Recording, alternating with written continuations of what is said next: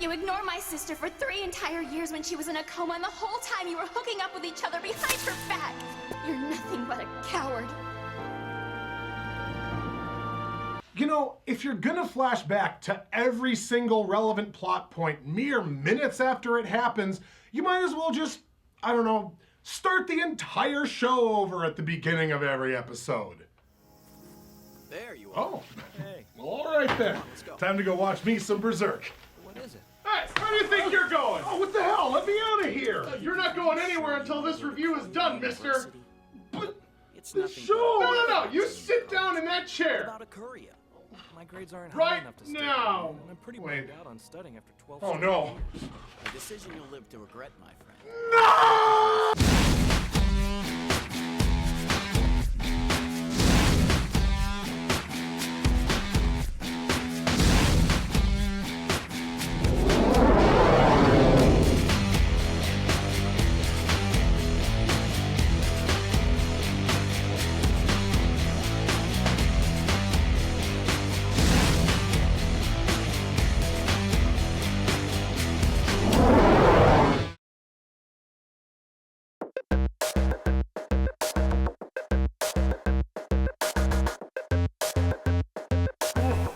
Well, I did it. I finished watching the first 4 episodes. Again. You know, I'd do anything for you guys. So, let's get started. Mitsuki comes over to comfort Takayuki, and for whatever reason, we cut to the flowers she bought for Haruka in a vase there at the apartment. So she bought those flowers for Haruka, and Haruka would have happily accepted them, but for no reason whatsoever, Mitsuki then left with them and kept them for herself. And you still want to tell me this woman thinks about anybody else? I care about Takayuki. Yes, 10 fingers. Oh, shut up. Why haven't you two found an apartment yet when it was so critical to your relationship that you were going to end it all because Takayuki wouldn't get a new place with you? You flaky fuck. And seriously, this flowers thing reminds me of Shaun of the Dead when Simon Pegg's character brings his girlfriend Mother's Day flowers because she's breaking up with him. It doesn't work because the flowers weren't for her. And those flowers weren't for you either, Mitz cunt. Do you have no sense of decency? Oh my god. It never stops. The rain reminded her of swimming.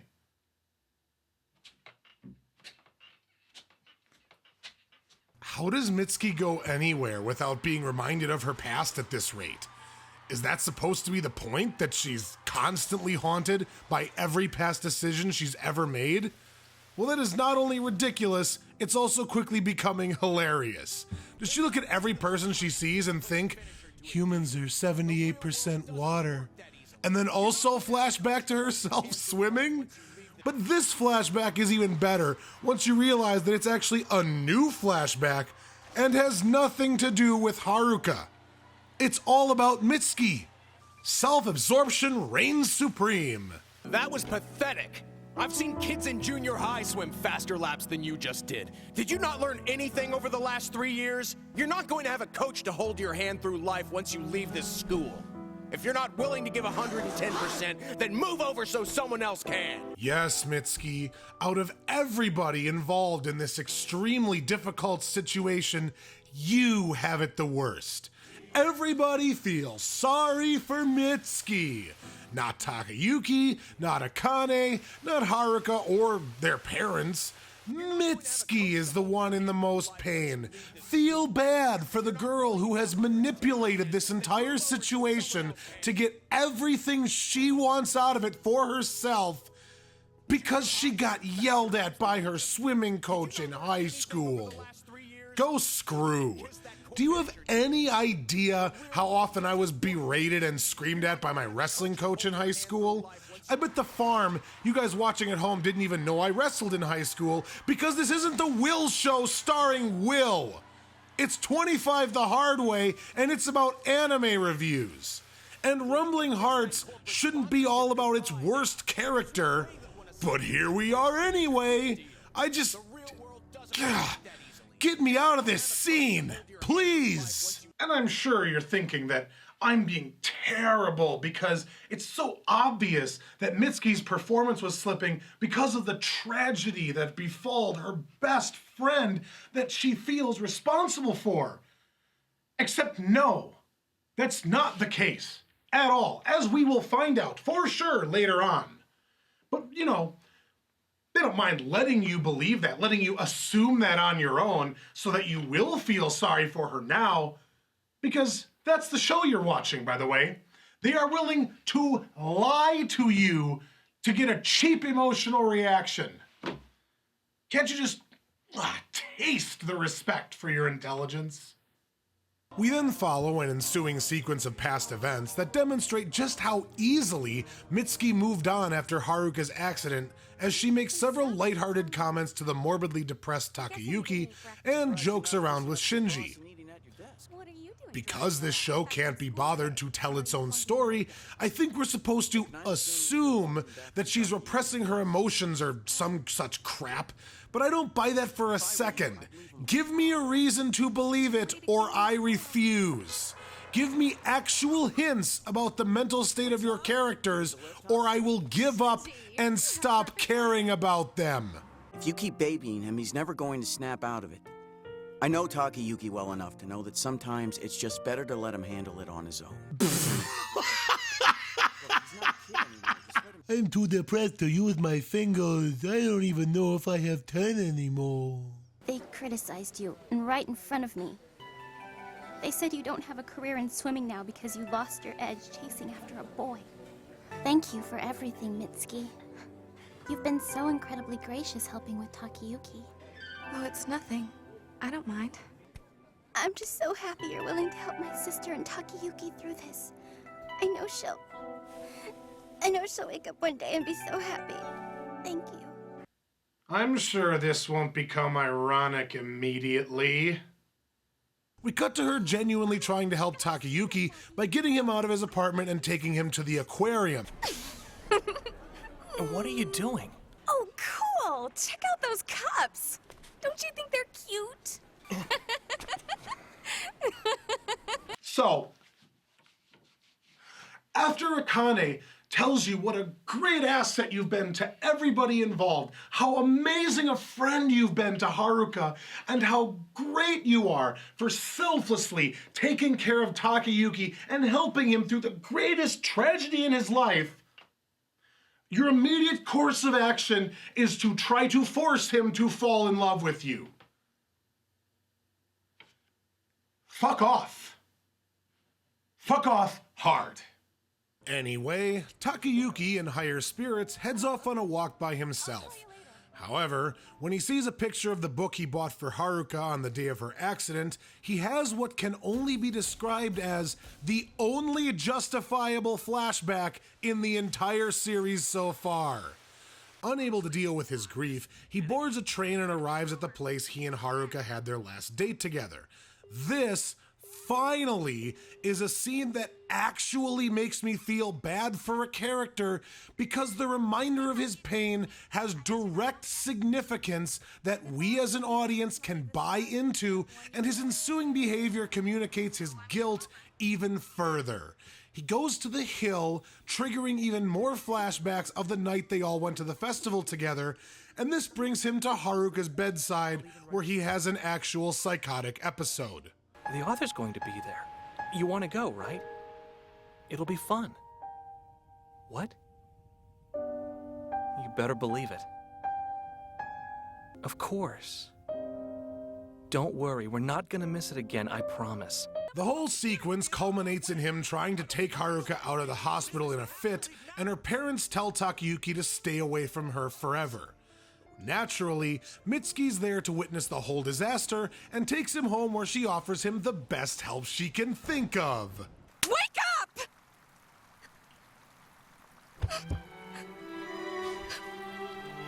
What? I love you. I tried to ignore it all these years. I tried so hard to bury the feelings that I had for you. That's...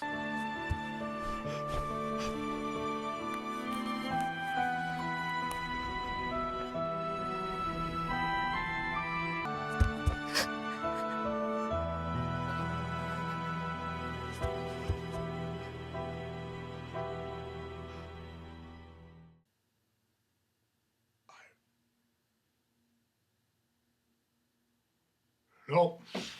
Nope. Nope. Nope. Nope. Nope. Nope. Nope. Nope. Nope. Nope. Nope. Nope. Nope. Nope. Nope. Nope. Nope. So, when I said that Mitsuki has no one but herself to blame for the situation she's in right now, this is what I meant. She literally threw her vagina at a depressed, despondent Takayuki, demanding that he love her because she loved him, and then put all sorts of pressure on him to move in with her. And yet now we're supposed to actually feel bad for her. You have got to be kidding me. This was not even mutual at all. When she asks Takayuki if he loves her, he can't even process the question, but she jumps on top of him and bangs him anyway. I think the argument could be made that this is actually rape, because this is the same day that Takayuki snapped and tried to drag Haruka out of the hospital, meaning that he is in no state of mind to give consent. But oh, feel bad for Mitsuki because her boyfriend can't commit and move in with her. Feel bad for her because her life is standing still. Feel bad for Mitsuki when she's haunted by guilt over this relationship with Takayuki because it would destroy Haruka if she ever woke up. And feel bad for Mitsuki when Akane berates her for betraying Haruka because there's no way this situation is her fault alone. Except it is. It absolutely is. This is a situation exclusively of her own making. There's no disputing that. In fact, there's no defending anything she's done. I tried to ignore it all these years. I tried so hard to bury the feelings that I had for you. Oh, you buried your feelings, did you? Did you bury your feelings when you made Takayuki talk with you on the hill and ditch Haruka while you subtly dropped numerous hints that you had feelings for him? Did you bury your feelings when you demanded that he blow off his date with Haruka to buy you a ring before you put it on your wedding band finger and told him you would cherish it forever? I'm curious, Mitsuki, when did you actually start burying your feelings? When Haruka was hit by a fucking bus and it was significantly your fault? Wow, good for you. What a sacrifice. Your life is so hard. I can never and will never feel sorry for a person who so thoroughly puts themselves in the tough situation they're in, only to then bitch about it incessantly and try to manufacture pity. Because that's what this show is doing. Mitsuki objectively put herself where she is, time and time again. But the show has lied to us the entire way along by repeatedly forcing us to assume that Mitsuki actually wasn't to blame for all these things happening to her, by portraying things either vaguely or manipulatively, only to now reveal that she's actually a selfish, opportunistic bitch who only cares about herself and absolutely no one else. There's no two ways about it. She forces herself on Takayuki because she loves him and she wants him. She doesn't stop to think if it's best for Takayuki or if it will actually help him or how it will affect anyone else, and she doesn't second guess this decision until the day she runs into Akane 3 years later. She does what she wants for herself. That's it. End of story. So every time we have one of these flashbacks or pity parties for Mitsuki, I'm going to feel nothing. That's right, absolutely nothing. Because I don't care. The only way that whining like this can be justified is if somewhere down the line, Mitsuki realizes the error of her ways and how every bad decision she's made has brought her to this point and tries to right the ship. But, as I've said a dozen times before, do you actually think that will happen? To cap off this whole rant, I'll ask you one single question. What lasting grief have we seen Mitsuki suffer over Haruka's accident? The occasional flashback that she immediately shrugs off? Takayuki, who knew Haruka for a grand total of, at most, 5 months, was absolutely devastated by the tragedy. Yet the woman who was her best friend for years almost immediately went back to her daily routine as though nothing happened. We've seen her feel actually guilty enough over being with Takayuki, enough for it to actually affect her behavior exactly once after her first encounter with Akane, but that doesn't count because that wasn't guilt about the accident itself, that was guilt about the awful things she has done since. We are never given any reason to believe that Mitsuki has any grief for what happened to Haruka, even though she was significantly at fault for it. That doesn't somehow relate to her or her own problems. We've never seen her blame herself for the accident or suffer in the wake of it. Not even once. And for a strong extrovert like Mitsuki, it's not realistic that she never expresses that grief in any way if she actually feels it. In fact, the reason she jumps all over Takayuki is because, in her eyes, he needs to stop letting it affect him. No matter how much you feel for her, the fact is she can't return those feelings to you now. It's useless to dwell on it, Takayuki. Are you even listening? If that doesn't tell the story of how awful this woman is all on its own, I don't know what does. Yes, Takayuki definitely didn't handle his grief in a healthy way. He's still not over Haruka's accident. Helping him talk through his problems would be great. Even better would be getting him some professional help so that he can really start to move on with his life. Riding his dick because it makes you feel better is not a valid solution that helps anyone. Go die in a fire. In order to fabricate even more overwrought melodrama in this extremely realistic series, we find out that Akane's parents never informed her that they told Takayuki to never come around ever again.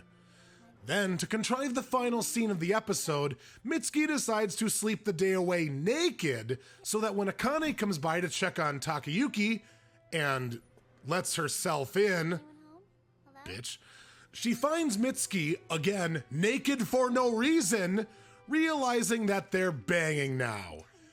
Wow, it's so real. It's like I can touch it. It's definitely not forced, heavy-handed, or poorly written to any degree. This show is amazing! I want you all to appreciate the fact that I'm not attacking some imaginary straw man here. Much like F, fans of this show defend it because of how realistic it is. That is the sole criteria and argument that they repeat over and over and over again ad nauseum. In reality, I am meeting them on equal footing on their own terms. But man, I've had all I can take for today. I think I need a nap. I'm Orion, and I'll see you guys next time. Hey, maybe I'll sleep naked for no reason at all. Whoa! Hey guys, Will Ryan here. If you're new to our channel, go ahead and click that little icon right there in the middle of the screen to subscribe. And if you want to check out more in-depth dissection like what you just saw, go ahead and click on one of the 3 previous seasons of 25 the Hard Way. Enjoy yourselves and stay skeptical.